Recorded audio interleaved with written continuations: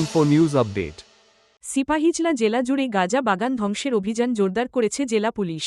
অন্যান্য দিনের মতো শনিবারও সকাল থেকে এই অভিযান শুরু হয়। সিপাহীজলা জেলার অতিরিক্ত পুলিশ সুপারের নেতৃত্বে সোনামুড়া মহকুমা পুলিশ আধিকারিক, সোনামুড়া থানার ওসি তাপস দাস সহ টিএসআর এবং সীমান্ত রকি বাহিনীর প্রায় ৫০০ জন জওয়ান এই অভিযানে অংশ নেন।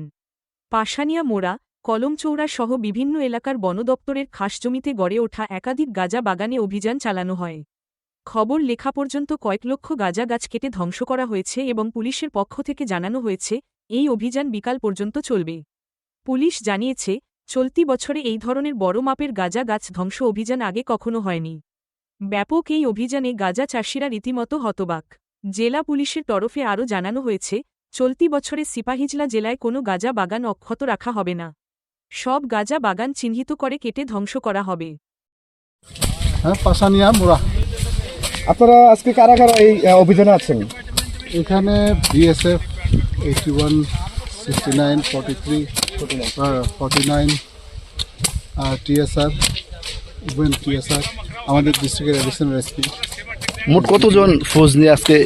অ্যারাউন্ড 500। কোন সময় থেকে আপনারা এই অভিযান চলছে এবং কতখানি চলবে? এবং অ্যাপ্রক্স কত হাজার গাছ কেটেছেন আনুমানিক? এবং অনুমান তো বলা যায় না, অনেক টিলে কেটেছি।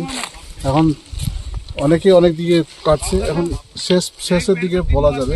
আমাদের অ্যাডিশনাল এসপি সাহেব শেষের দিকে। স্যার, এই অভিযান কয়টা থেকে শুরু হয়েছে? সকাল থেকে। কতক্ষণ অবধি চলবে স্যার? চলবে যতক্ষণ পর্যন্ত আমাদের সিনিয়র অফিসাররা আছেন, আমাদের যতক্ষণ পর্যন্ত চলবে। এই অভিযান কি আগামী দিন জারি থাকবে? হ্যাঁ, এটা continuous process. Subscribe to Tripura Info and press the bell icon so that you never miss any latest updates and news on Tripura.